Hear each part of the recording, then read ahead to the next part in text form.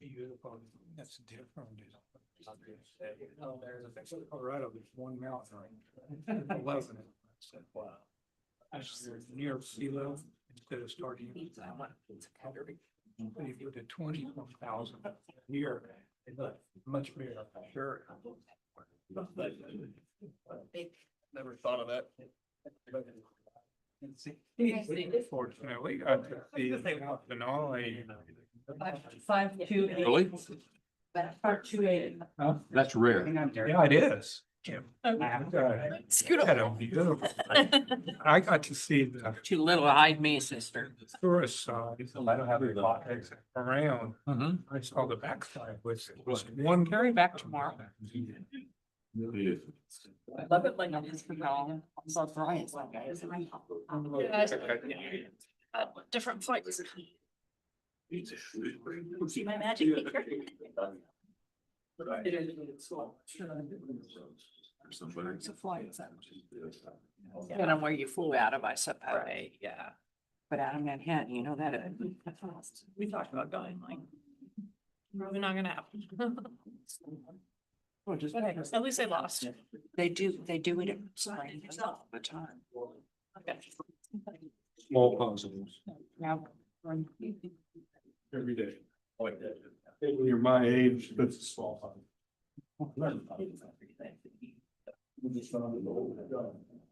No, you're not even close. I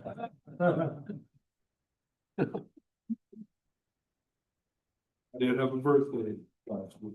You did. Maybe we should sing. No.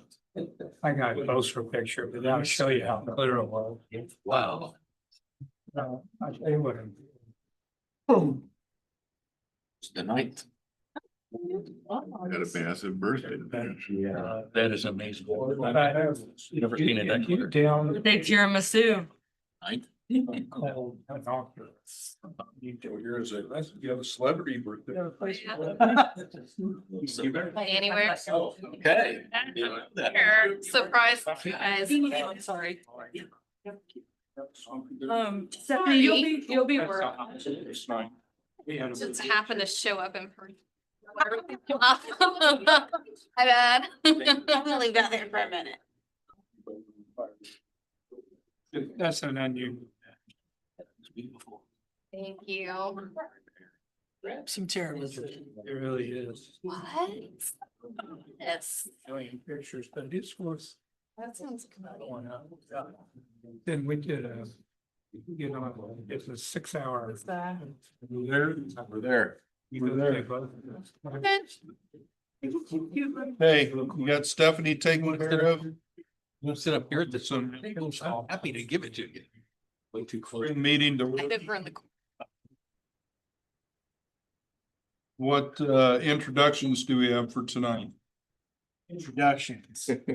All right, so we've been busy. We got some new folks here. Neil did a great job introducing during our in-service, so I'm gonna do it tonight.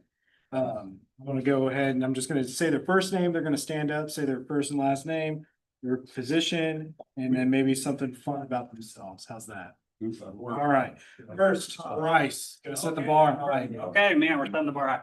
Hello, everyone. My name is Bryce Blackwell. I'm the new admissions recruiter here. Work closely with Michelle, so she's been teaching me a lot. Been here about a month now.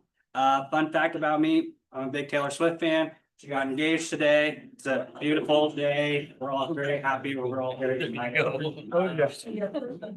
I definitely approve. Yes, we're excited. Yeah. Getting married. We started. I'm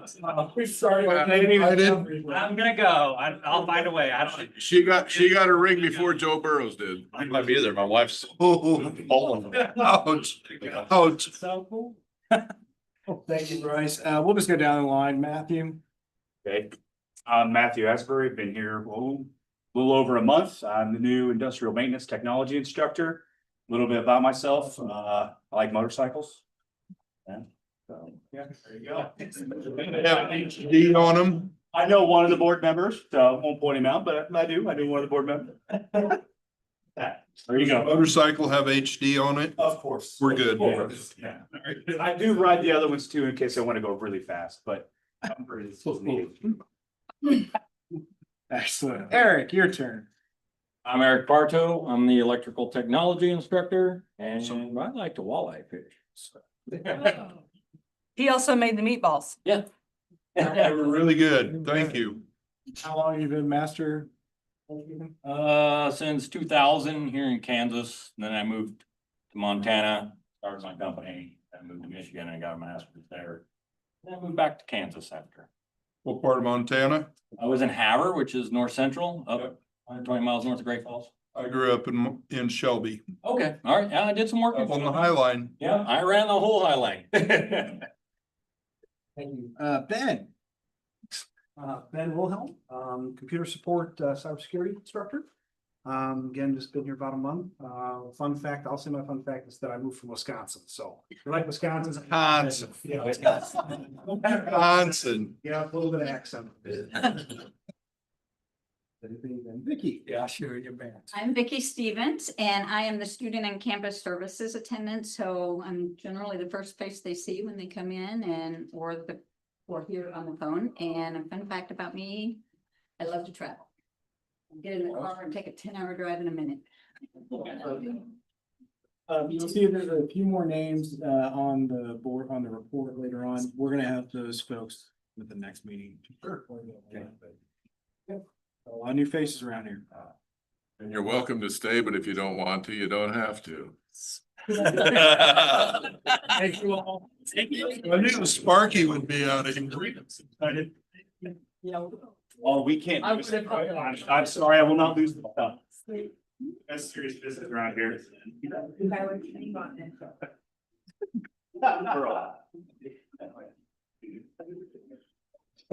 Any revisions to the agenda?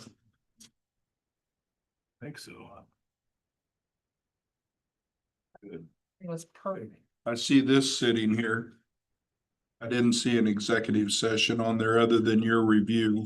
That's all there is. All right. And it's gonna take a whole hell of a lot longer than 10 minutes. Oh. I got time. Awesome. Previous board minutes, everybody good with the consent agenda? I'm going to accept. Second. Minutes, or I do have a couple questions on the budget stuff. Auto tech exhaust system, is that something that we didn't plan when we put up the building? It's in there.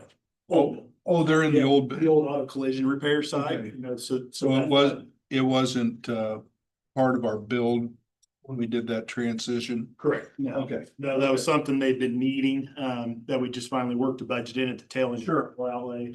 Understood. So when they did that side, they got by without it that first semester or year, first semester. And, now it's up and set up and running and they're ready. Okay, good. Okay, what is a pocket nurse? That is a supply company where we get some of our simulated medications. Sure. Okay, I'm just, pocket nurse supply. They're real small. If I could put a little one in my pocket, that would be wonderful. Okay, well, I was looking at that, I'm going, I wonder what that is. Okay, that was my only questions.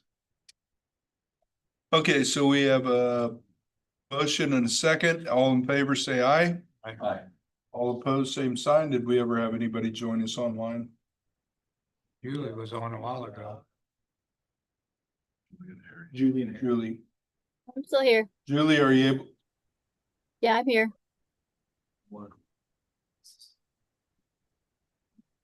Hang on, Julie, we're getting the volume up to where we can hear you. Okay, Right now, Julie. I'm here. Thank you. All right, then moved and approved, so let's go ahead with the general agenda. Mr. Cook? All right, so Everything sure. we go. All right, so I want to bring up something Jason brought up to me today.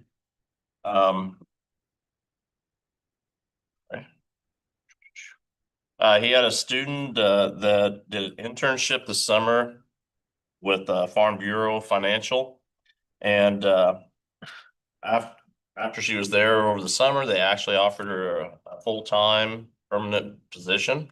And so then she's going to be finishing up her degree online because obviously she's doing her classes full-time or doing her as her full-time job. I think she's going to be graduating in May with the AAS in business administration. And then if she pursues her bachelor's degree, they actually have a pretty good reimbursement for her to actually go back to get her bachelor's, which I know talking with some of my students, that's kind of what I always tell them is get your associates, go back, let the company pay for have them pay for your education. As Rachel actually, why don't you say it, since I'm always one talking. Sure. Just as far as I know, gen eds and Matt, you can chime in too. I think all of us have pretty high enrollment. I think one of my classes had 29 in it, which was a little frightening at first, but we're making it. And then as far as GED and ELL, we have really good, strong numbers. Just awesome attitudes, especially I have a class of GED, so I can speak a little bit better to that. But I think this is probably one of the most positive driven groups that I've at least had since I've been teaching GED. They're ready to learn. They engage well. They seem very goal driven, and I know Beth helps out a lot with that. As far as ELL, I know we just have a ton of students. The 2 full-time instructors are working really hard to get all of that covered. We're hoping we've sent out an offer to a part-time instructor to kind of hopefully take some of that weight off. They're still going to Manco and Florence, and I actually got to go to a Manco meeting, and they had nothing but excellent things to say. They said that even the employees, they're giving exceptionally positive feedback. They want to grow it. So we just have to kind of wait until we can move with that growth, but everything's going very well from where I'm sitting. To kind of piggyback off of what she was saying, and I think this kind of says a lot about our board, is that since you guys made the decision that even if we didn't get any funding, we were going to run the program, our enrollment is, I mean, this is the highest it's been for quite a while. I talked with Neosho, and they had basically told their students they didn't even know if they'd have it because of funding. Well, when I talked to their instructor, they only have 2 students. So they're not, this is a first semester in quite a while that they're not zooming in, because she said they're so low that they can't even do 2 + 2 hardly. So I think that testament to you guys in that we could go ahead and we continue to we could market it, we could do whatever we wanted to, whereas other schools, I feel like they didn't. And this last week, I was kind of laughing because I met with one of the directors, and it was just him and I, and the whole, math pathways. Chris loves that word. He basically said, "Okay, Brian, what curriculum are we teaching? No pressure. You're the boss."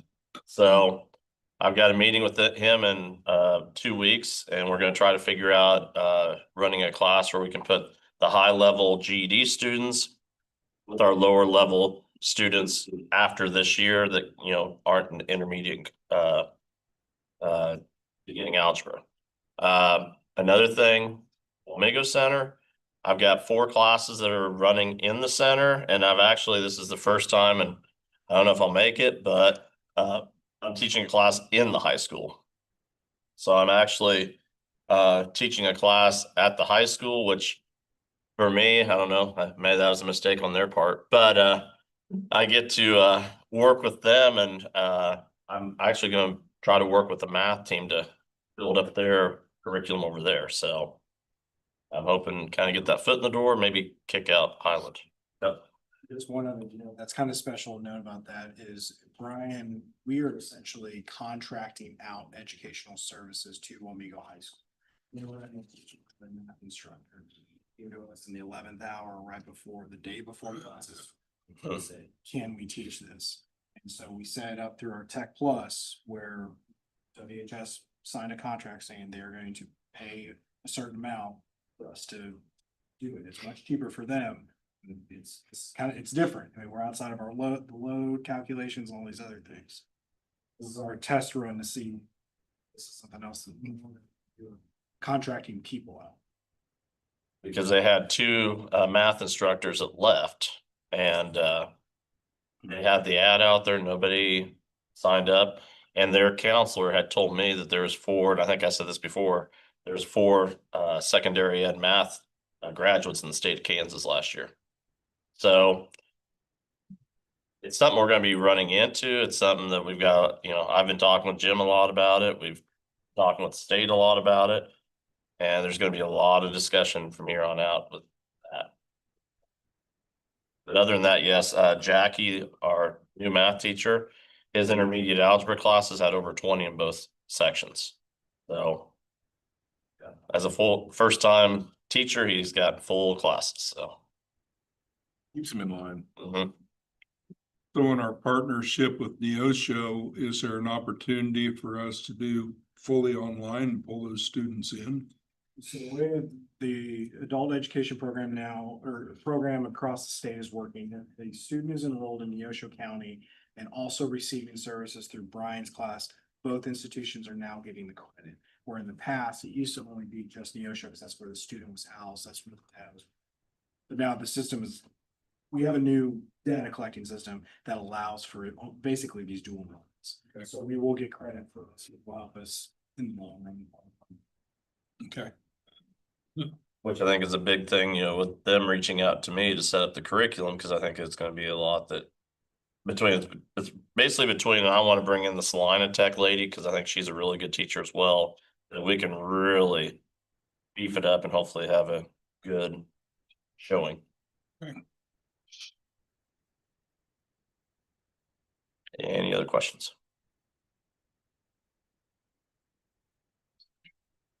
All right. Don't egg him on. Yeah, I think Rachel talked us all time. We did approve another SRO for Wamego High School because of somebody in the building. Thank you, Brian, and the faculty. Okay, we're gonna head into as much action items. Okay, so first up, we've got the bargaining unit contracts. Got a chance to read through the whole thing, but we did wrap up negotiations last week. There were several just kind of verbiage changes and wording to a lot of the negotiation agreement, just to deal with like their workload, to make sure, you know, they're making their load, and just options. So if they don't make their load, you know, we can assign them supplemental contracts just so that they're not decrease in pay. There's a few other, if you read through it, just a few other verbiage changes really to clean things up. Things that really were going to affect the budget. Since obviously we knew we were running into a tighter budget year, we knew we couldn't guarantee anything. But our plan was, if we see an enrollment increase of, they're all in here. I think there's 3.5% and 5%, we essentially can offer a stipend. And so that seemed to make everybody happy because we were doing what we can. And we are on track to meet the higher amount, the 5%. We still have to see what happens with drops and with the high school enrollment, but so far everything's looking really great this year as far as enrollment. The other kind of financial change we made to it, and we were just trying to kind of think outside the box of what we could do to make the benefits a little more appealing, especially to those who have, you know, stayed on as employees longer. And so we've added on an increase to our 403B match. So right now we match every employee, every full-time employee who puts in $1,000 a year will get $1,000 match. And so now we're upping it. So if you've been here for 5 years, we will match up to 1,250. And if you've been here for 10 years, we'll match up to 1,500. So we were pretty excited about that one because I feel like that's a really good benefit for people to take advantage of, and maybe incentivize them to stay a little bit longer without having a huge impact on the budget. And so that kind of wraps up everything with negotiation. Yeah, anything? Yeah. Matt and Rachel are here from the faculty team. Do you want to present any remarks? Yeah, I And we as faculty in our unit, we appreciate the collaboration that we've had with the admin side. We know that it has been a year in which there's been a lot of uncertainty, there's been whiplash at times. I understand the strain that that puts on you guys. You know, that doesn't mean that faculty don't always want more, you know, but yeah, but being able to work in a, you know, in a close fashion and with a collaborative way, it really means a lot. We appreciate you guys, you know, trying to think out of the box and try and find us ways to, you know, do things, little things like incentivize longevity and stuff like that. It means a lot. So thank you for that. And you have anything you'd like to add? No, I think all of that's great. I'm really excited for all of our new faculty that we have, and when we can offer things that reward longevity, it just makes me more excited to hopefully keep them on, because just the interactions I've had, I mean, they're all excited for the students. Of course, I teach a gen ed, so I hear about the instructors too, and especially some of the new ones. I know, you know, Matthew, he's never taught before, but and especially I've heard my students say how much they love his classes. So I appreciate that they're thinking about things like this to try to keep people on. So it was a good experience as always. I think is another thing too, is like, it's especially challenging when you, especially with like trades, when you kind of inherit someone that, you know, maybe at kind of the twilight of their career. But having like continuity for an extended amount of time is really, really valuable in terms of like the output that you get in terms of student success and things like that. So we appreciate that, you know, quite a bit. Overall, we have pretty positive negotiations over the years, a few exceptions, but this year I really want to thank Matt and Rachel and Alex and Kara and Carrie, because I think we did so much more collaboratively. Carrie and Rachel worked on a lot of wordsmithing to meet what we were thinking and to put it in words and make it clear. And I think it's fair to both sides. Really want to thank your side for, it was a very positive negotiation session. I don't think anybody dreaded going, but I 100% agree, and I should have said this earlier too, but your transparency and communication, you know, throughout this whole process with all the whiplash and the uncertainty, has really been helpful in us communicating with our members, and so we really, really appreciate that too. so on behalf of the two teams, we're recommending approval of the agreement. Matt and Rachel, thank you for stepping up and taking this on and being flexible and willing to discuss. That's really huge. Okay. So I guess on the board, we're gonna have a request to approve the agreement. So I would need a motion and then a second. I move. Second. It's been moved and seconded. Any additional discussion? Hearing any? All in favor? Aye. Aye. All opposed, same sign. Thank you. We have a new agreement. Thank you, guys. Thank you. That makes it possible to consider the next action item, which is finalizing the budget for this year. Back to Kara. Yep. Okay, so here you all see our fiscal year 26, just the cash flow budget, just in the same format that we've been presenting it now for the past couple years. You will also see too, if you want to kind of look at the same time, we went ahead and put the year-end actuals on the far right column, just so you can see some comparisons. But everything is pretty similar to our interim budget. As you just kind of scroll through, we know we've taken a hit on some of our state appropriations, such as cybersecurity and the base operating grant as well. The building higher education fund, again, that is the donations that we have that are currently being held at Greater Manhattan that are designated for the new building. So we'll be able to draw those down to use for some of our interest and principal payments.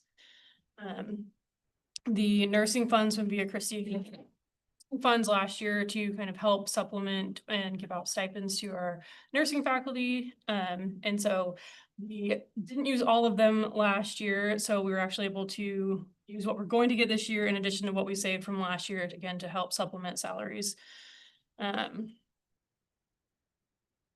You will see, and we'll talk about this some more later, we have a remaining operational contingency from fiscal year 25. So this is essentially, we had some money remaining in the account that we knew we were not going to necessarily need this year for regular operations, but so we plugged it into this budget to help with the startup for some of our new programs, such as all the equipment and the faculty that we've had to hire to get all the new programs off the ground.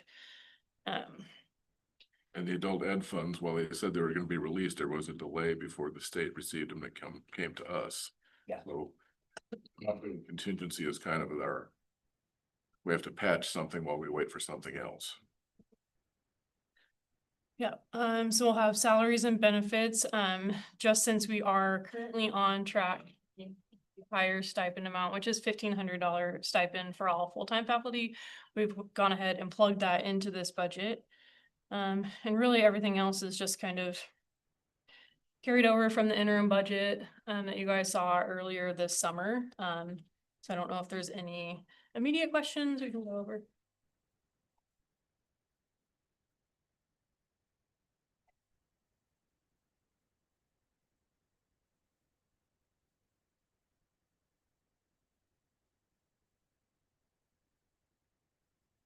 So BHE is pretty much paid off from what I saw earlier as well. Or we saw that outstanding for 26, the 91,000. Okay, so that was.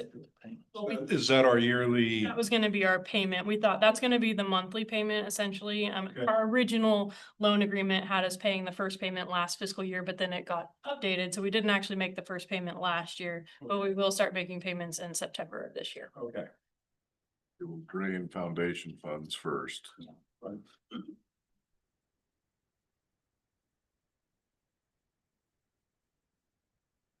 Sometime can we put on the agenda, not tonight, the use of foundation funds?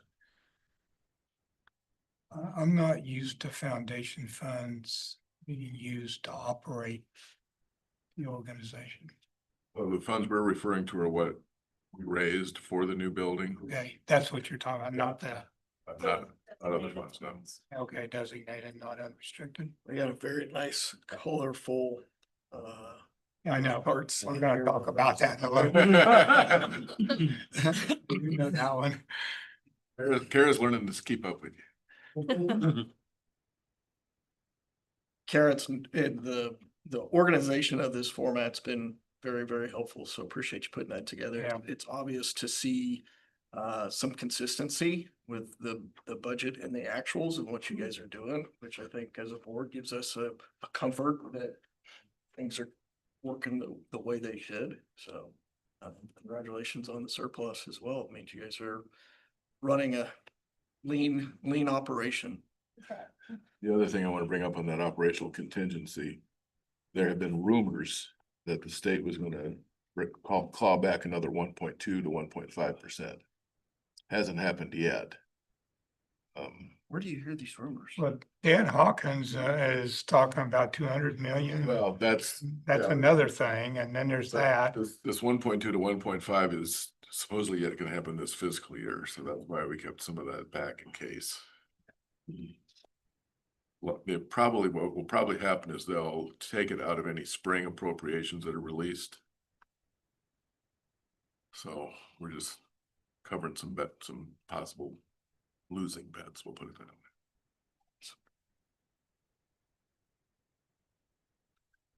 So we would need approval of the budget.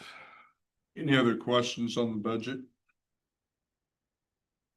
I would look for a motion to approve the new budget. So moved. It's been moved. Can I have a second, please? Second. And it's been moved and seconded. All in favor, say aye. Aye. All opposed, same sign. You got your new budget, Kara. Good way. Here's the next item for you. Okay. Oh,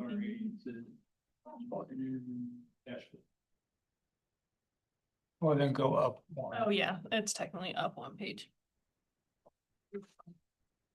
Okay, so this is after meeting with John and David, kind of what we've come up with as a quarterly dashboard that we could present. Just to kind of condense all the information, 'cause I think we've gone from not enough information for you guys to too much. And so this will be kind of a way to condense everything and really highlight the figures that are going to help you see the financial condition of the college a little bit better. This I would also probably either present or we'd have ready to pull up in an Excel format as well, because this is essentially the same format that you see. But when you pull it up in Excel, you can drop the windows down. So if you had specific questions on a category, we could open it up and see kind of what the issues are there. So And you it's essentially the same. put up a little bit. There you go. Yeah, these numbers are old, so don't so much pay attention to the numbers as just the format, but so that would just be kind of the first page. It would give you the same cash flow budget, just a little condensed, just easier to kind of glance through. Then if you scroll down, so these are just some key financial numbers that we thought that could be beneficial to see on a quarterly basis. So this first one is just going to give you our reserves dollar amount and actual cash on hand.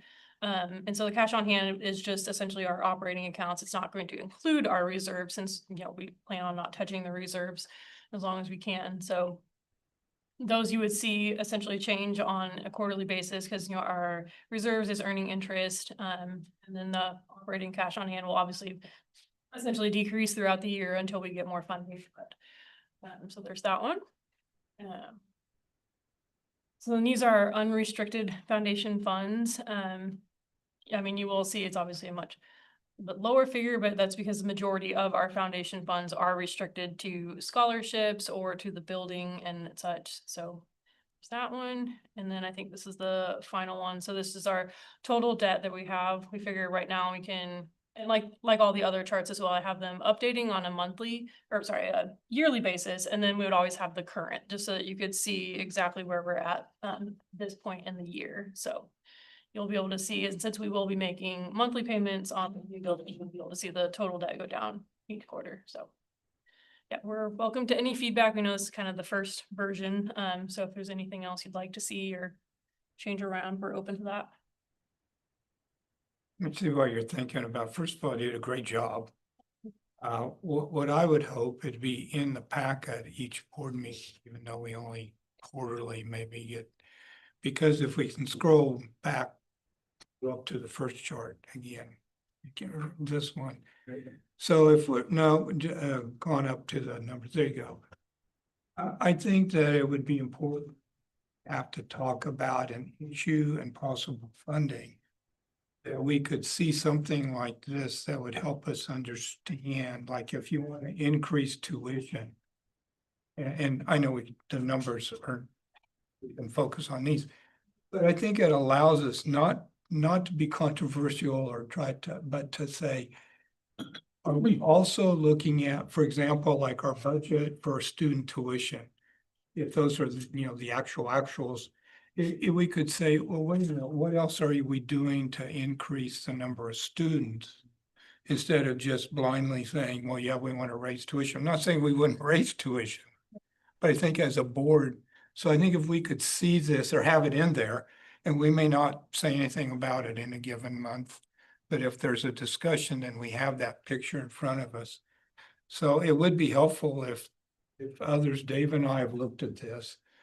But if there are things in there, you go like, why do we need that? Or why don't we have something else? That would be helpful to know, because it's for our use as we talk to the staff and to administration to understand where things are and help us make more informed decisions. So John, even if it's not the most even if it's not the most recent real-time data, just the most recent one we have available. Yeah, and you're gonna be here, so you'll know if it's up or down a little bit, but just gives us a picture each time to use. And again, I would not suggest we brief it or talk about it each month unless there's a topic that we ought to have that up while we're talking about it. That makes sense. Can you go to the reserves and cash? Down at the bottom of the table, I think those the right, so that right side digit is cut off in each one of those boxes, it looks like to me. Oh, yep, you are correct. Yeah, we can get that fixed. Oh, I see what you're saying. Yeah. That was my trying to fit it onto one page and went a little too far.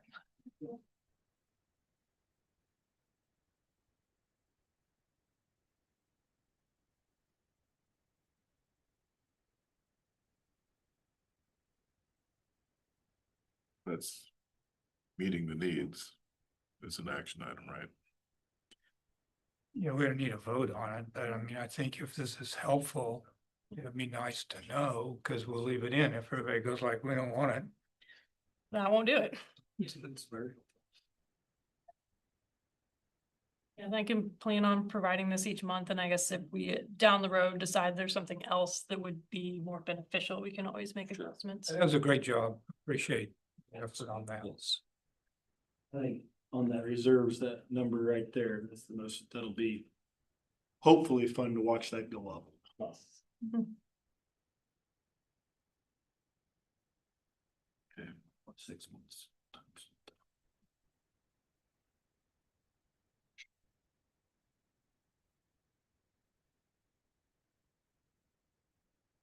That's meeting your,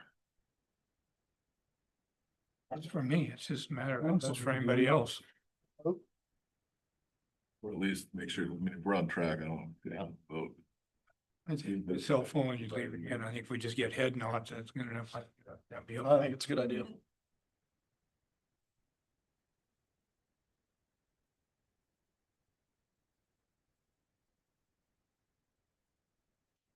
Financial condition. Yep, so this will be, the same attachment. You want to take a closer look at the year end. So. Those. There we go. There.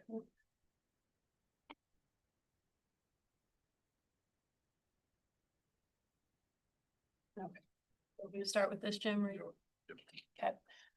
So this year, we took some time at year end to kind of do some extra calculations. Because obviously you guys know we've been making big changes to the budget and how we present the information. And so after we had finally gone through a full year of using the cash flow budget, we kind of wanted to evaluate what it looked like at year end. And fortunately, it's because every year we leave a certain amount of cash in the bank because we have to make sure we're going to be able to get through. We don't want to move it into when we started reserves. We wanted to make sure we would much reserve. So by the time we got to year end, we did have before we moved that 500,000 into reserves last year, we had about 1.8 million. That did include a handful of restricted funds, and so you'll see there that we subtracted out just the different grants that we still had in the bank that were restricted to other projects. We scroll down a little bit more. So that did still leave, after moving the 500,000 to reserves, 1 million in the bank. So our proposal to do was to set aside some money just in case we did end up getting that 1.5% state reduction, and set aside funds that we knew we were going to need to start up the electrical program, the plumbing program, the cyber program, all of those. So that's that 200,000. And so then that still left us with a decent enough buffer. So our plan is to go ahead and pay off the roof. So that would obviously reduce our debt. That would save up $100,000 in this year's budget. So that, and then that would save us over 30,000 in interest overall if we go ahead and pay that off early. So that leaves us with that 400,000 figure that you saw in this year's budget that we're going to use as a contingency just in case. We approved the budget, the Patterson grant, if it was, forget the dollar amount, but the next two columns over are zero. Yes, so I'm not sure I understand. yes, I meant to bring that one up. So the Patterson grant we got in the middle of last year's budget cycle, and so it wasn't a part of the original budget. The amount that you see in this year's budget is the amount that we still had in the bank that rolled into this year and the amount that we're going to get this year. Okay. Thanks. So with these grants, there's not a timeline, like you receive the middle of the year and. That was a weird one because that's one that wasn't a typical grant that we apply for every year. It was a new opportunity that we saw so that we had to apply for it right away. And yeah, they sent us the funds in like the middle of a quarter. And then they said they send us the next batch this year. And I think we have the end of this next fiscal year to spend all of the funds. So They're among the more flexible private foundations we've ever dealt with. The nursing grant, state grants that has a start and stop date. But Patterson, we've got more flexibility in order to achieve the results that they want. So on the paying the roof off, I know we've had discussions about air conditioning units on the old building. Are we good on the air conditioning units over there? We are, yeah, and we have for this year's capital outlay budget, they're all in good maintenance. We have that contract with TCA to maintain them, and if one were to need a total replacement, we would have the budget and capital outlay to take care of it. We assumed you would support paying off the roof loan early. Jim, I have a question with the state budget. So since they put that to bed, well, they don't put it to bed until late, I know, but I mean, it's all the agencies are in by October 15th, someplace in that range, 20 something. You have a pretty good insight into what's going in to begin with? I know what the KBOR ask is. Yeah. And basically level funding, the tech colleges, we asked for restoration of what was cut this year. And of course, KBOR staff and the regents are saying, get ready, there's going to be cuts. At the same time, while they're doing the system ask, they told universities that they're free to ask for anything else on their own. Good. So Hawkins, the projection, because they're seeing red ink by FY29 in the state. So the plan is they want to cut 200 to 250 million per year the next 3 fiscal years. Of course, all that depends partly on here comes tax receipts coming in, which has continued to be fairly strong and ahead of what the projections are. That's because they keep lowering the projection, but that's okay. A little later, I'm going to give you a very fast look. I'll get it to you when it's kind of done. But Thursday, we're meeting with some of the local legislators to talk about the results funding, as I call it. Because I think there's a chance that some of them can take that and run with it to show here's a different way to approach funding higher ed, where it's not so much of a risk on the enrollment side. So I would say if I had to make a prediction right now, we get the same funding we got this year if we're lucky. Of course, now you got to fight through 2 budgets, governors and the legislators. But the good news is legislative leadership is mostly in the Wichita area, and they do tend to listen to Sherry Utash, and they tend to be pro-Wichita State. Read that as you will. nothing like riding somebody else's coattails.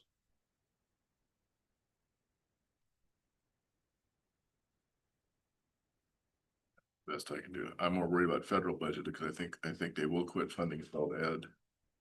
I think Perkins is probably going to get redirected to the high schools. Haven't really heard any more on financial aid of you, Laura. I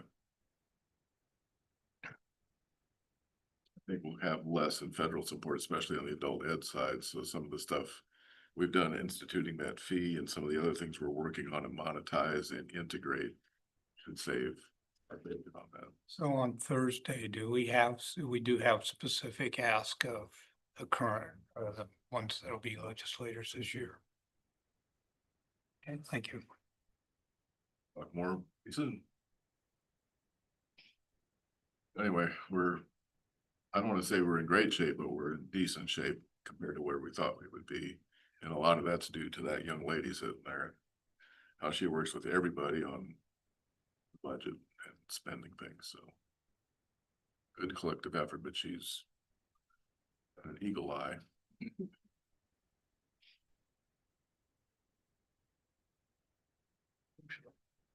We do need action on it because it's a monitoring report. Looking for a motion to approve the monitoring report as well as paying off of the roof. Make that motion.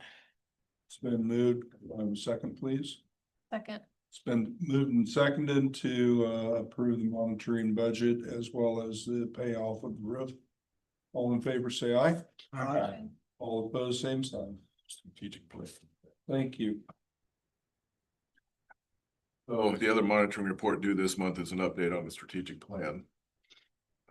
This hasn't changed on the front page at all, so hopefully you had time to look in the packet.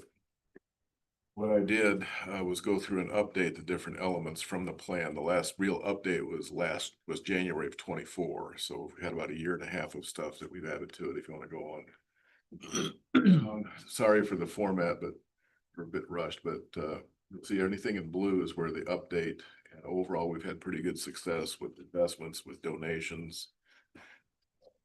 Today's operating grant was reflected in that, of course. Fundraising for the ATC.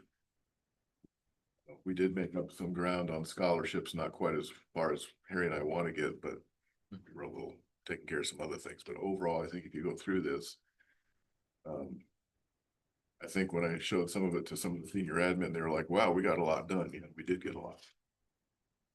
There's still a lot to do, but we made very good progress on this.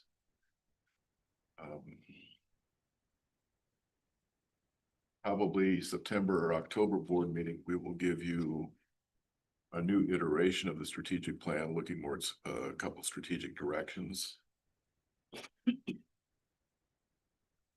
And all as part of the reorganization plan, and I anticipate some late breaking news. Not necessarily monetary as you might think, but definitely to help us with direction, focus, and expanding our footprint in key areas. Glad to answer any questions, but we did get a lot done in the last 18 months since the last update. It's a good thing we got all these young people around here. So someplace I signed, can't remember, the accreditation and we were here and some places else, O'Reilly wasn't listed. Is that we're never gonna have that as So a? it's happened since. We had to go through additional locations, review and approval, which we got, what, 2 weeks ago? Yeah. There have been multiple iterations. I was gonna say, who's? Fort Riley was one of the first. But we're approved for just about anything we want to do at an additional location now. It's on a notification program now. So not only did we do our year 4 accreditation visit, which was a clean approval, then we had 6 different additional locations approved through 2 different rounds. And now we're on a notification program when we need to add additional locations. Good, thank you. I mean, really, the next 18 months, we have time to kind of, I won't say take a break from accreditation, but do some of the pivot to get ready for the next visit will be in 2030.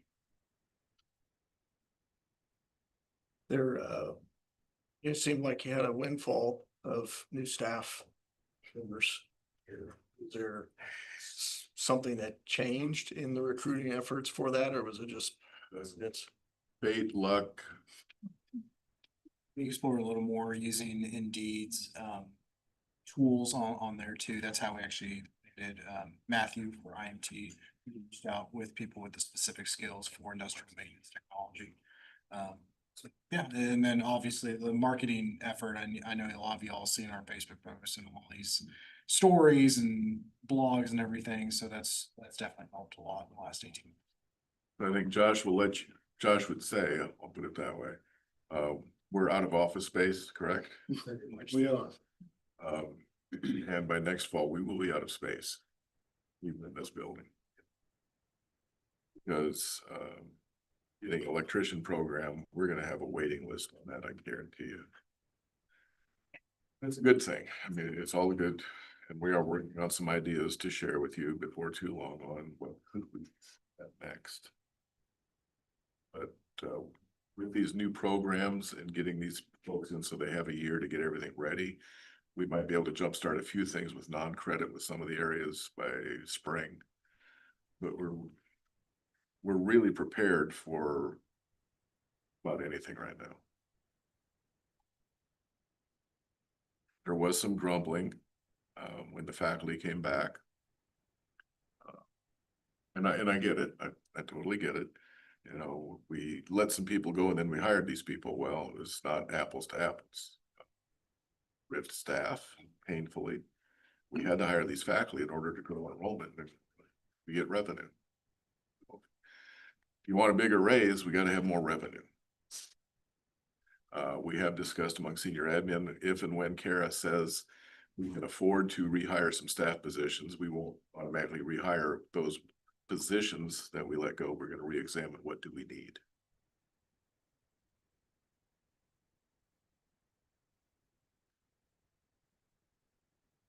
Any other questions? The industrial maintenance technology, they just continued on, so they had students for this semester. Yes, sir. For the electrical program, still building their curricula. And IMT was completely aligned with the state last year. I think we have about 12 students now and they've all started. It's a similar curriculum that IMT was that Mark set up, but it's a little bit more focused on the maintenance pieces of it, bearings, gear ratios and those things. Electrical, we're to the point now where we're getting ready to submit for approval for board, HLC, all the gauntlet of things that we have to have financial aid. But like Jim said, the goal and the instructors are under the understanding this, well, we're going to develop the continuing ed side, the non-credit pieces. We've already talked to Twerkson and all these other folks that come in, because of course they have to have the 10 hours of just physical training each year to maintain their licenses. So we want to be their providers for those. It's all the electrical construction, wherever that fits in. Safety, that's the too that we're going to have. For us, workforce solutions should really grow and continue. Okay.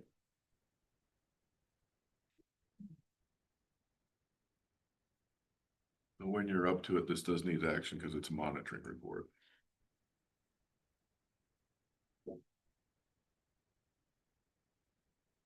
Looking for a motion to approve the strategic plan for this monitoring report. It's been moved. Do I have a second? Second. It's been moved and seconded. All in favor, say aye. Aye.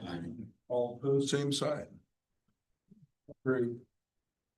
Davis, would you share about the certification? Yes, we have 2 associate degree nursing faculties, both that have their master's degree that have gone and obtained additional certification. Deirdre Greeley completed her certified nurse educator credential through the National League of Nursing.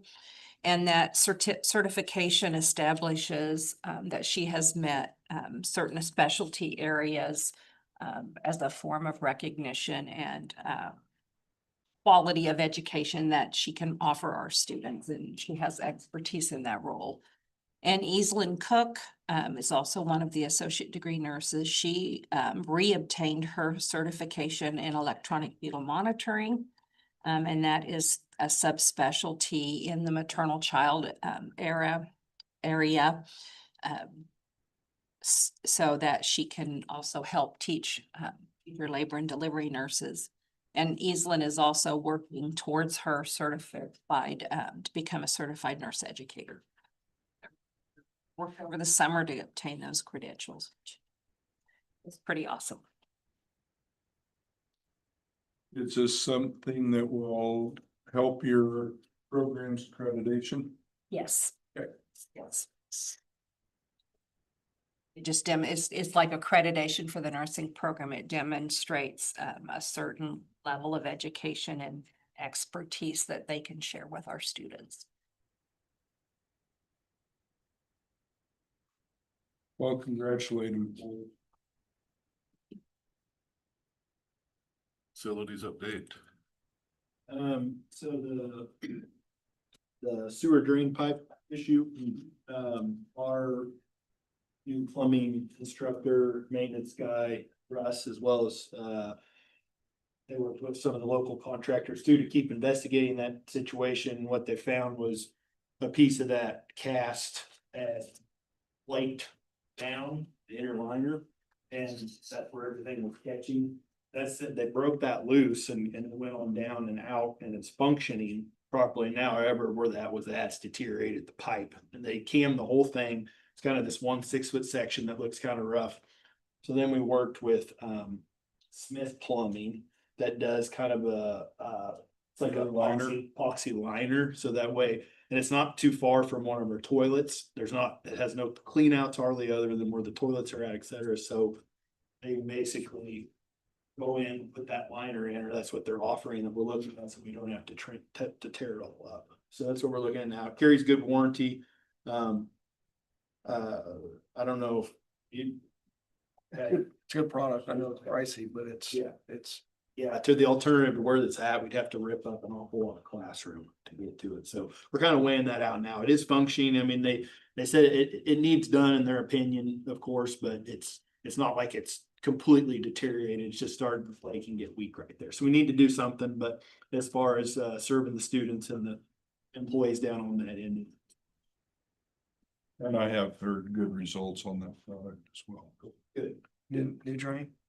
Yeah, new drain, renew with new flow, new drain. We're doing a lot of work with the new faculty right now in their individual programs to kind of figure out what they need to get the ball rolling in their program, whether it's equipment, some facility things, et cetera. I'd originally worried that we were gonna have to burn through a lot of capital outlay this year to get those programs up. And now that Kara's got that little bit of funding set aside to take care of that, we're starting to shift our focus with capital outlay back to, so in the other side of campus, we've got a lot of furniture, classroom concerns that this is all nice updated. Now we got to turn our focus back over there. A lot of desks, chairs just getting worn out, falling apart. Looking at upgrading some of those with power, et cetera. Right now, we're just putting together options, quotes, trying to prioritize where to start. We can't obviously do it all at once, but we're going to start tackling that next, and we'll have more to present to you on that soon as well. Using the same type of product as what we did in this building. Yeah. They're trying to keep it transition to the same stuff, to kind of try to make it seamless across and interchangeable.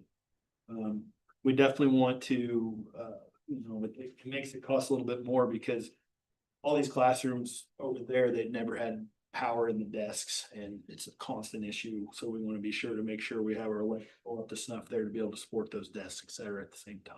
So Well, you're gonna have Sparkies in here before you. yeah. That is all I've got on facilities. My turn. So in conjunction with the financial dashboard, I know that you guys had talked about an enrollment dashboard.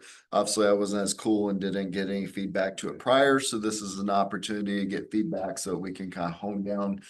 We do have a significant amount of data, thanks to Kim with Rotor back here. But it's overwhelming the amount of data. So I wanted to hone down on what truly does the board want to look at from that standpoint. So we do have 3 different tabs on here.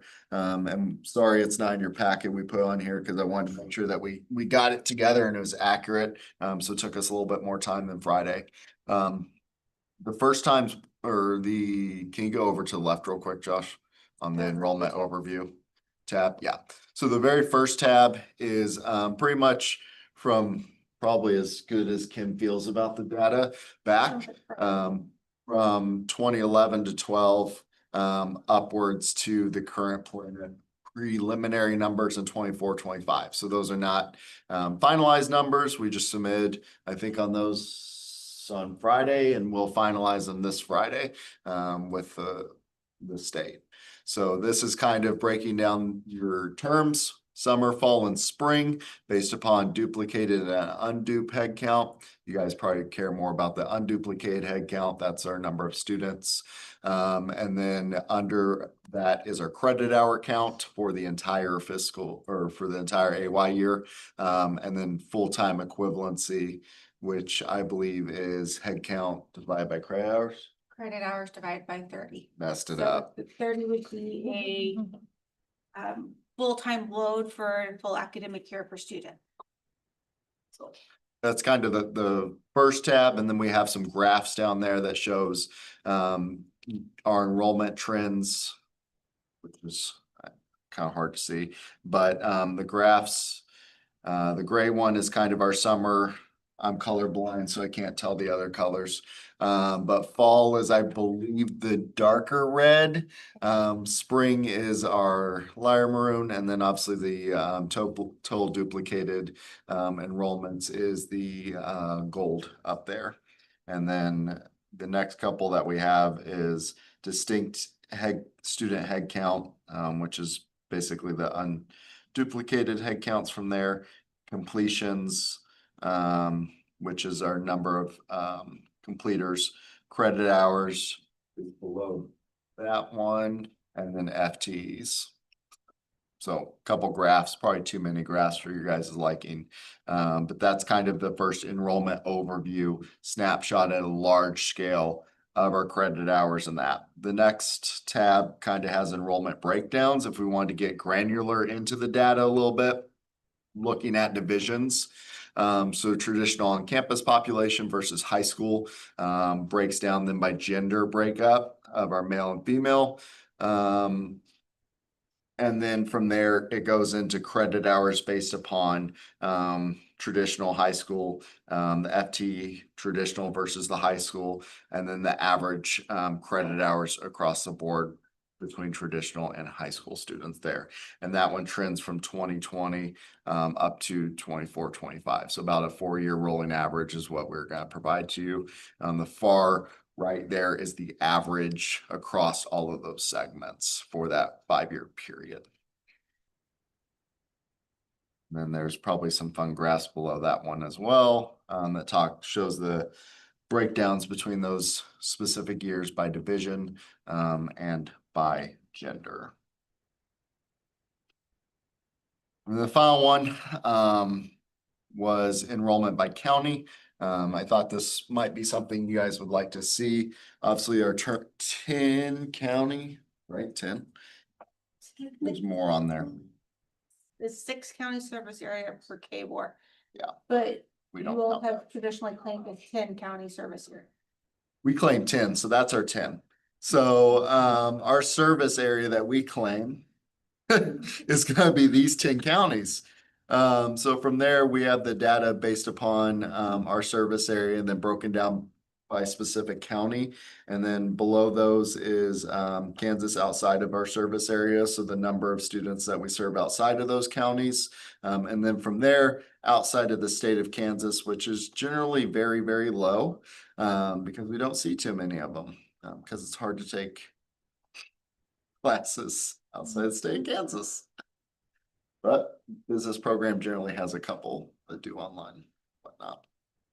And then below that is obviously a couple more graphs that will show enrollments by location, which as we would suspect makes up most of our service area, and then shows the enrollments by those specific 10 counties over to the right.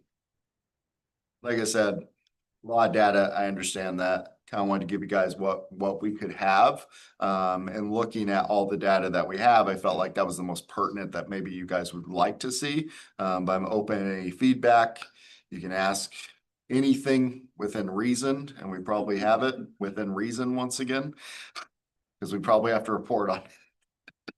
Do share Gary and Clay County service area with Cloud County College. Neil, would it be possible, and not necessarily going back as far as you went, but maybe since COVID or right before COVID, how many students got their diplomas, got their accredited, got whatever it is there, and not just necessarily what enrollment was? of that. Is that possible? Like completers. That's on the first tab. It's on there? It was complete. Yeah, I skimmed over it. There's a lot of stuff there, so I don't blame you for missing that. We'll send this out. See. That's the curse. Okay. Yeah, so the completions, if you scroll, Josh, you can actually see the line, which it does kind of hide itself, but the bold one right there says completions, that's our completion count. Completions count is anything certificate or associate's degree level, right? Okay. There's no other Anything that we can submit to K board. Thing that we're SAPs. That includes that. certificate, completion, certificates, and associate degrees, I would say.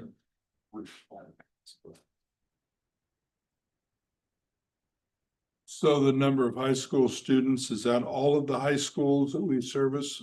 Yes, we do have breakdowns by high school. I understand. But yes, that's all that is the high schools in our, that we currently have our service district. agreements with. Not particularly in our service area, the ones that we have specific, what are those called? MRUs. Thank you. So we have Yep.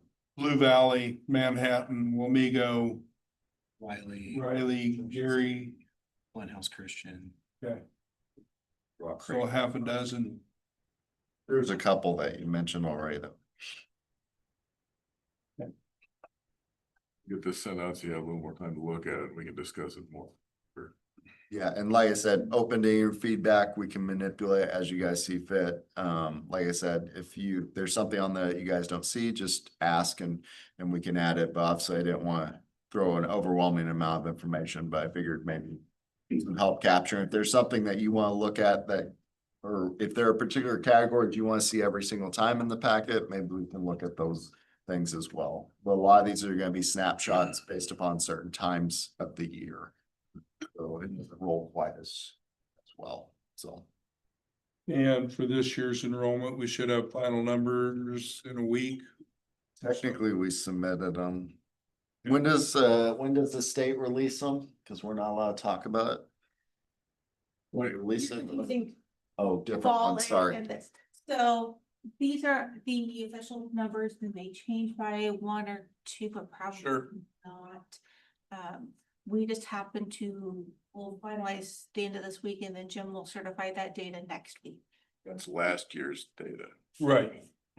This fall, we have to turn in 20th day numbers to K-Board. That's when they release the snapshot that everybody uses. The actual final enrollment numbers for this semester won't be final until probably January or February. Because we'll have some CNA going off, on and off all semester and other things. Which is a tabulation total. So remember when you see an enrollment update from K-Board in a few weeks, when they release it probably in October, it's a snapshot of 20th day. That's what it's worth. Which I think is September 20th. Yes. Generally, Kim has pretty good final data, 3 to 6 months, at the end of the semester.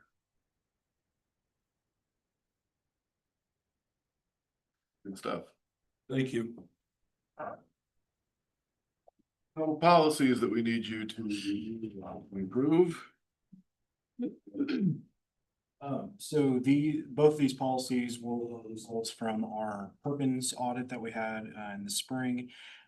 There's straightforward policies. These are all related to grants. Our previous policies were we followed the federal guidelines through Edgar. But the recommended action from that audit was that we develop our own policies, basically stating that. So a lot of these are literally copy and paste from those areas, but supplying policy, obviously you can't use grant funds to pay for something that we're already paying for and everything else that goes with that. So if we want to do, if you have any questions on this, and then we'll jump to time and effort.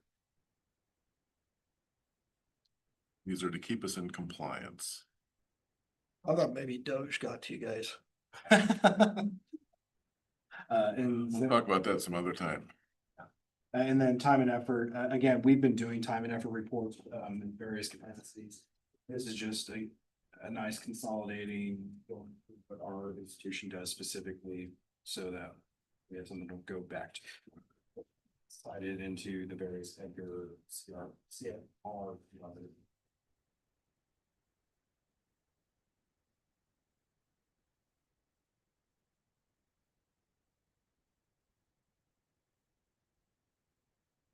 Move approval of both.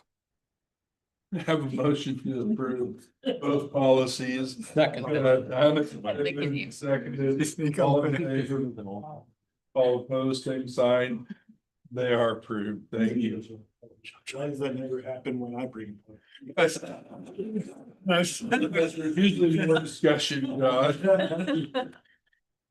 Or you want to break? Let's roll. Keep going. Go for it.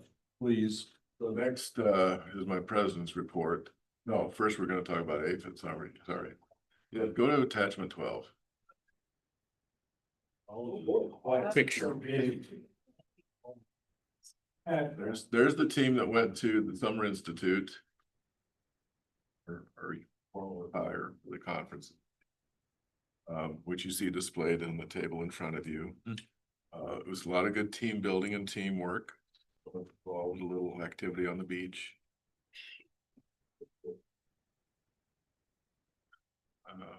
But I've asked the folks who went that are here to give you a quick synopsis, because like I said, this is the organization that I think is the best thing I've ever done in 40-some years. And I think, I know, the folks got a lot out of it from stuff that's happened since we got back, but I'll start with Laura. Oh, thanks. Yeah, you all have to hope I don't say what you were planning to say. So one of the things that we did in preparation for this conference, and also that one of the speakers spoke about, it was a book about an infinite mindset. And so I think as a, I'm looking across the room at the only member of our group who has competitive as one of his Clifton's strengths. But lots of times we think about, we want to be the best, we want to win this, we want to, we want to be the thing. And the whole concept of the infinite mindset is that it's not about winning, it's about improving, it's about constantly getting better. And I always I think that, inherently, most of us think about the process of improving constantly to get to be the best, right? And really the goal is to be the best. But apparently it shouldn't be. It should be the continuous improvement. And so that there's never really that end point, because we're trying to go and just grow and grow and grow it in our skills, in our deliverables to students, use our community, and other stakeholders. And so I think that was interesting to really sit with that during this conference and think about how it's about the process too. It's not just about the end goal. And we learned a whole bunch of fun ways to think about how to do that with each other. And I bet other people will talk about that part. So are you the employee of the year? I mean, aren't I always? Okay. Is that coffee mug? Yes. But I was gonna say, it takes all the caffeine in the world. No, that was sort of ironic, because nobody's ever named me employee of the year, but you could totally do that, Mr. Board Chair. It's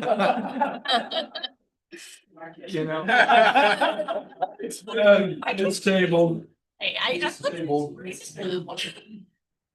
It's tabled. All right. It's interesting in that those of us who are competitive would want to improve more than anybody else, so we still want to win. Ross?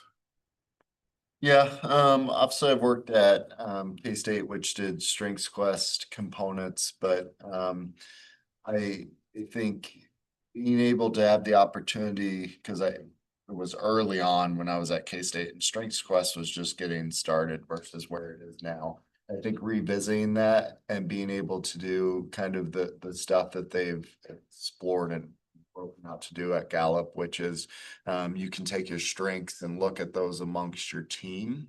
So being able to basically create a contextual map of like where our strengths are,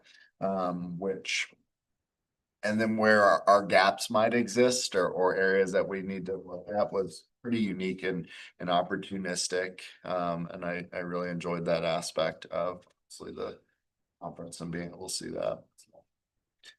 And then ditto everything Laura said. So as Laura said, she was talking about the infinite mindset.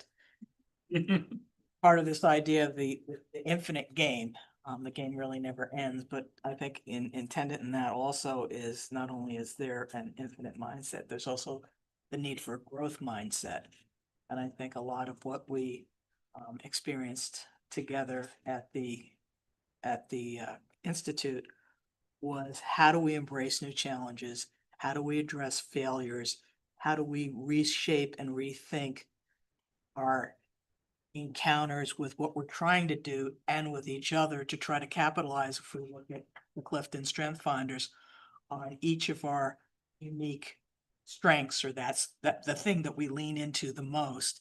And then how do I capitalize on my colleagues' strengths so that really synergistically we could continue with the game at the highest level of performance. So that's what I got out of it. So the whole theme of it was, leading at the speed of change. So we went in with an idea of what a topic that we were going to discuss, and in that theme, we literally changed our discussion point 3 different times. I mean, got like all these random notes. We were initially talking about College Career Center, and then we ended up working on, oh my gosh, we actually need to learn how to communicate with each other. And so that was one of those things that if you want to see this, I'll show it to you afterwards, but it's all the team members that went, and then how we're all so different. We've got executors, we have folks that influence relationship building, and then strategic thinking. And how do we lean on each other when we get to a certain point in whatever we're trying to do. So that was kind of eye-opening, and I feel like just has it been 3 weeks? We've already been able to get through the start of the semester a little easier because we're able to actually communicate across with each other a little more. So that's been very beneficial. Yeah, I think from seeing the overall team strengths and weaknesses, it's given me the ability to see those from the rest of the team and then use that to get what I want. Wow. When it was competitive. No, I'm getting kind of, but it does highlight the strengths, and what I actually found more kind of helpful for me is even and they don't even call them weaknesses, but our bottom rankers from the team, because the strengths all come really naturally because it's what we're good at. You get down toward in the 30s or however many there is, it kind of shows it to me as a team what we need to work on. And I think it's enlightening to help us make decisions moving forward. I was surprised, we were all spread all over the place. I was on my own on a few, but communication, and there's some other things that it showed that we really need to work on as a group. And I think just seeing that point blank right in your face will really help, us to kind of work together, moving forward, get things done. The other thing I struggle with is when we have projects and these huge goals that aren't completed, it bothers me, but talking more about infinite game and we're never going to be completed. We're never going to be done. So, new way to kind of wrap your mind around it, constant innovation. That was good. So everybody had a name badge like this, and it had your strengths, your top 5 strengths listed, the color coordination. There were 2 people at the Institute who had only one color on their card. A lady came up to me, she was all green, and I was the other one, all green. She said, I got to meet this other weirdo. And actually, Pam and I went through this last in the winter when they had the CEO conference to set the Summer Institute up. And I had my all green card, and the lady that was handing out the cards goes, I've never seen one color before. And they said, yeah, it's kind of rare, but it's the way it is. What I've appreciated is that the folks, I won't say there's resistant to it because everybody's busy, but they sunk their teeth in it, and I've seen almost everybody apply what you've learned, what you experienced at the conference, like we did last year with the idea for the Patterson grant and the VR, because last year's thing was all about AI. So again, think of the infinite game, and I'm very competitive, but I try to hide it. But that improvement thing, and there are the niches where we can be the best. These poor guys almost fell over the other day when I said, you know, maybe we're gonna have too many programs and we need to cut back and just concentrate on what really matters. That's okay. How can we be the best at what we do? But I really appreciate the time they took to take this seriously. Yeah, we had fun with it. But the fun is mixed in with all of the, you could see the light bulbs going off. So it's some top-notch professional development. So appreciate that we have the resources to do it. But like I said, this is, of all my 40 years in the business, this group is the best at trying to see what's coming around the corner. Okay. Other than your flights. My flight was fine. 24 hours of travel. Yeah, I tried to have them split up. I told Susie in case one of the plane goes down, so we have some continuity, but no. They ended up all together anyway. On the way back. So, okay, next attachment is a president's report. Do me, Brent.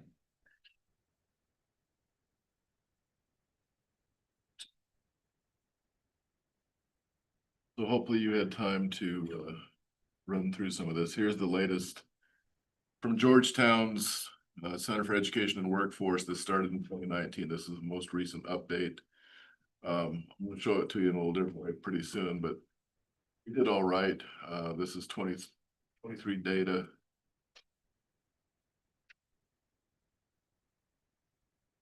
The tech colleges, I mean, we're either second or third from the top on each category of ROI. Takes a while for KU and K-State to rise. Pratt's moved up quite a bit. But 4 to 5 of the tech colleges usually ranked in the top 10 in each category. So it speaks well of our sector. Scroll on down. Wallet Hub, for the national ranking of the colleges they evaluated in Kansas. President of Pratt County sent me an email a couple days after this came out with the heading slacker. And it really wouldn't be hard to win this if we had the resources to commit. If we could expand welding, nursing, and electric linemen, I could knock off state tech every friggin' year. Chris has visited state tech. They were, I think, probably a little miffed. We edged them out last year. They're pretty proud to be a number one. Well, their budget's 35 million.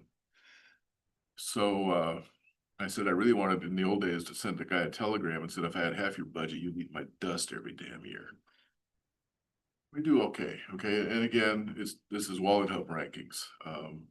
But what I like with theirs is it's based on student outcomes, student earnings. Well, it's good showing for Kansas of having 6 in the top 100. Yeah. Pretty cool. There's the standard stuff, good meetings and stuff. We won't spend enough time on that. Keep on going. A lot of good visits. Senator Marshall was here. Some of you were able to be here. Chris and David followed up with one of his staff the other day in Wamego, so we built a good relationship there. Luckily, the adult ed came through. Ongoing, pretty. Nothing too exciting there. Now, can you bring up the other document? So Thursday, group of some of the area legislators are gonna meet here. And I'll send this out to you tomorrow. I'm gonna send it out to everybody. And it's a little lengthy, John, but it's for a purpose. So the first part of this, and this is just for me, this does not represent the thinking of the Kansas Tech colleges. We discussed it, but they're not there yet. First part is where we are now, the current structure of our funding, which I think I've shared that enough times. Go on down.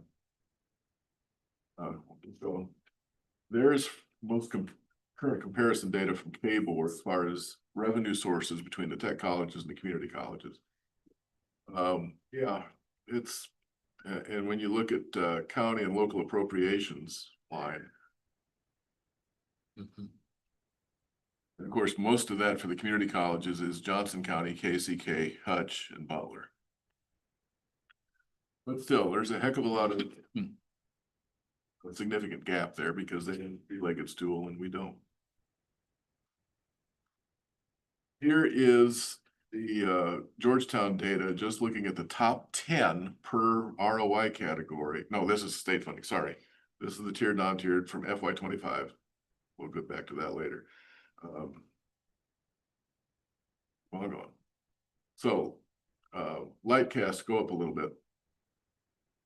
That bullet there, that Lightcast, with their economic impact of the tech college sector,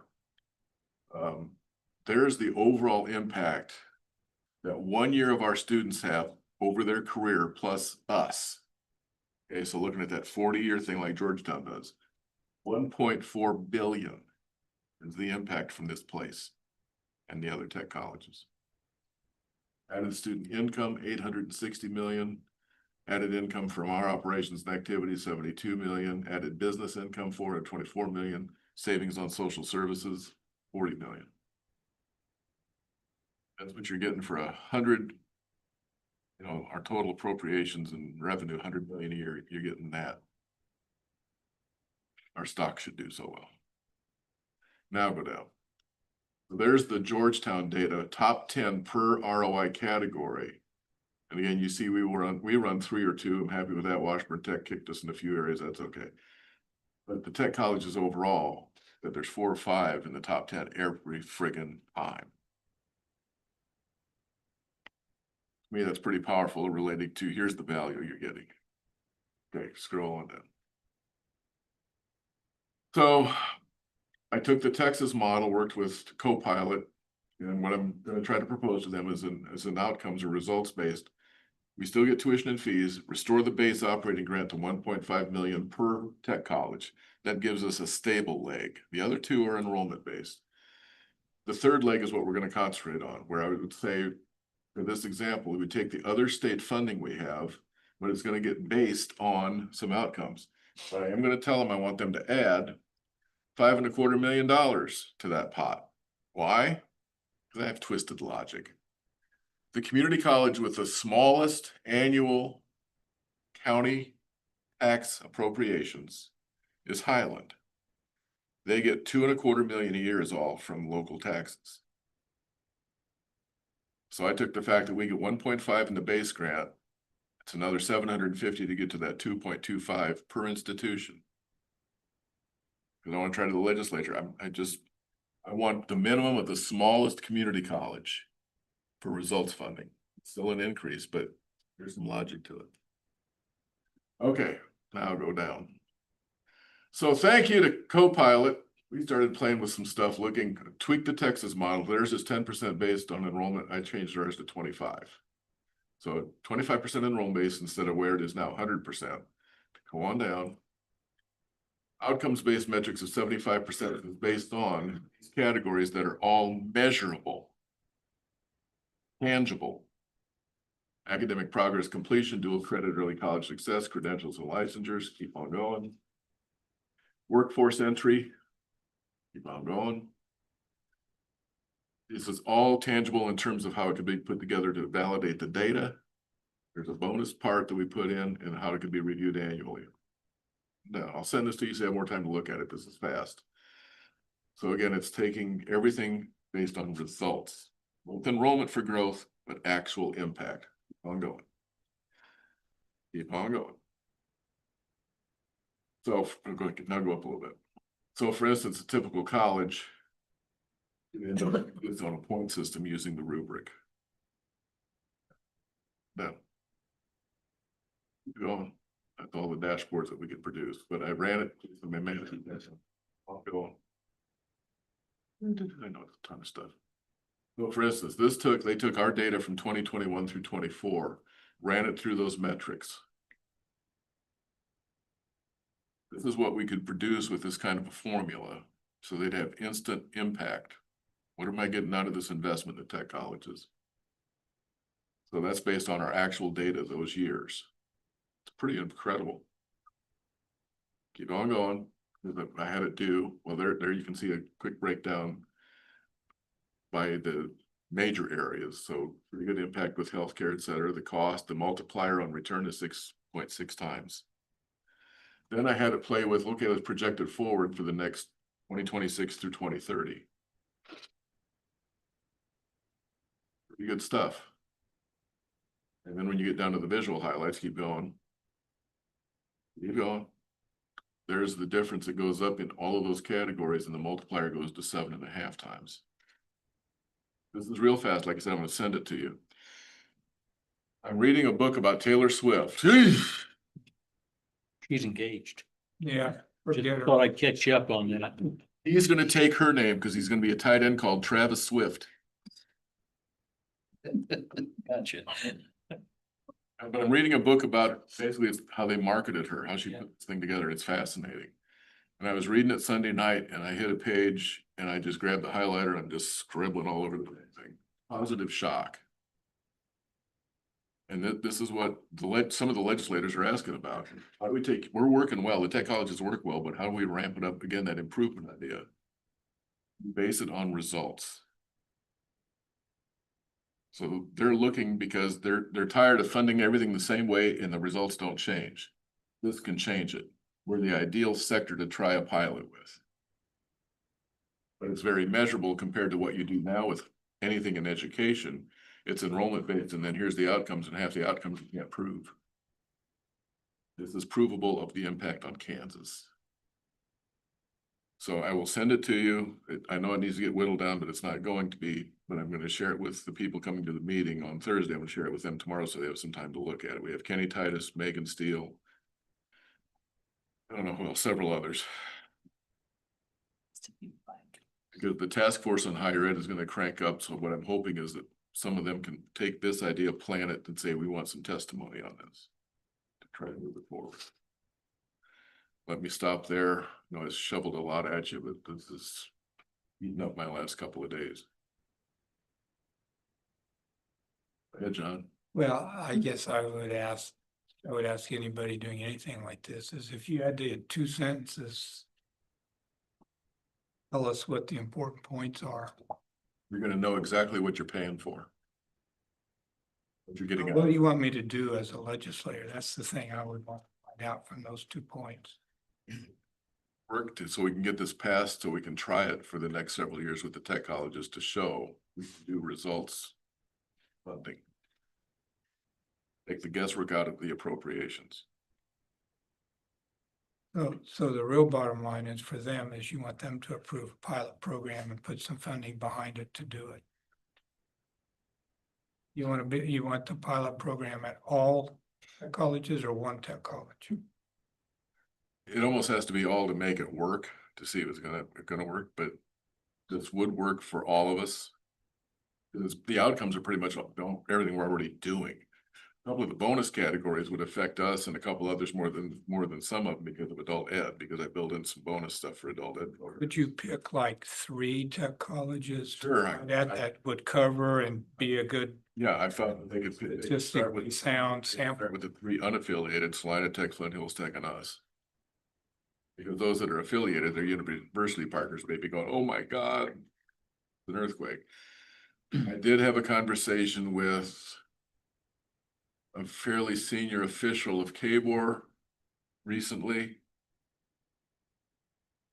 He knows I'm poking the bear. They cannot endorse that, but they sure say, they're telling me to go for it.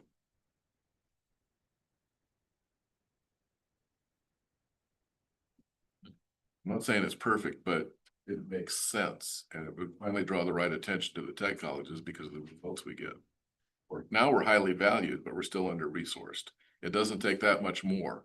An additional $5 million is not that big an investment. But that would give all of us a chance to earn enough, besides the base operating grant, where we could maintain and grow what we need with faculty and equipment.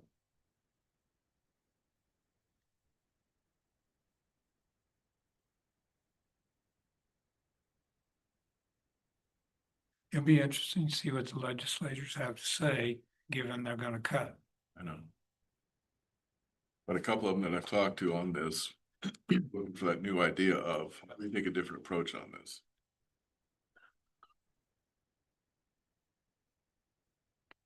You mean when you said they can't endorse it, but they want you to go for it? Tell me what that means. This person has to officially defend the status quo. It's government, Dave, not private sector, so you You have to, I have a hard time not supporting what you've been doing until it gets approved through the system for the change, and that's laborious at best. as one university president put it this way, when he introduced me to somebody on his staff, Jim gets to say and do the things the rest of us would like to do, but we can't because we're under K-Board and he's only coordinated by him.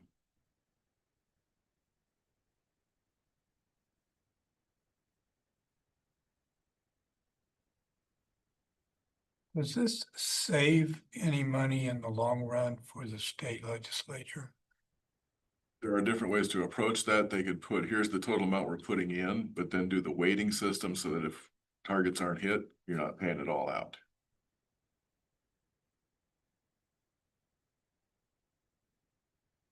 I wouldn't say it's definitely designed to save money. It's designed to show you're getting results for what you're spending.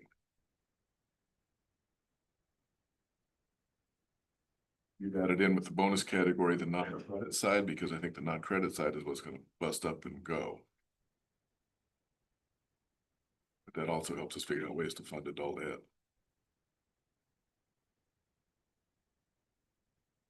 I think it would be nice as time goes on if we could figure out how, if there is a way to show that possibly spending money early saves money later on. Some way to the state. It may not be directly in under K-Board or. It's actually under discussion now because a lot of legislators think there's double dipping between B12 and the two-year colleges on Excel and CTE. I would say you're not, because you're probably gonna get a better result for the high school student by having the college involved earlier, but that discussion's going on. Well, we don't take everybody else's time, but we can keep looking at how we get there. I'll get this out to you tomorrow.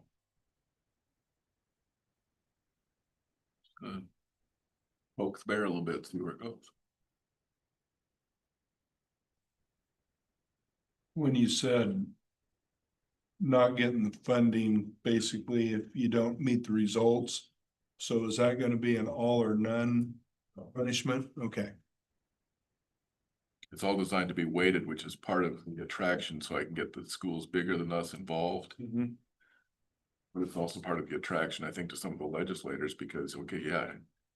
They could, like I said, they could set the weighting on each of those categories, that if these overall target numbers aren't met, we're not gonna pay it all out, you're gonna get prorated, if you will. The overall numbers didn't get hit. And that's gonna go by facility rather than by. So I want the base. Blanket. Right, I want the base grant to be the stable Mhm. leg. The other two are competitive legs.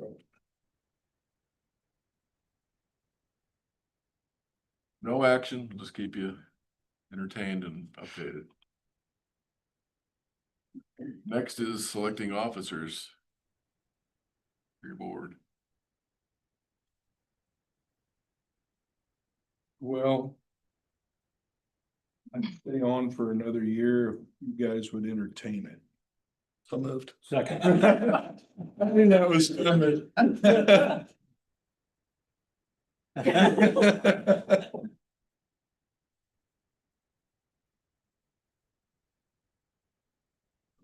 Would support doing that for another year. I think you've done a good job in this position, in this capacity. Who's your right hand man? To the left? To the left. I would support Dave staying on this VP. And I'd second that one too. Gosh. I've